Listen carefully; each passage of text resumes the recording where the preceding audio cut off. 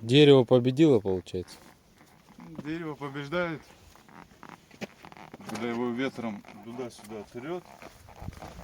Особенно в дождливую погоду, когда песчаник мокрый, он легко рассыпается.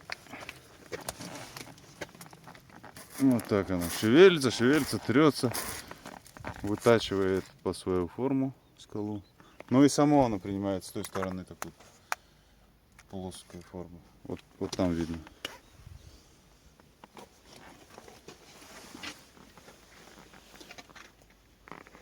Интересно будет, когда еще не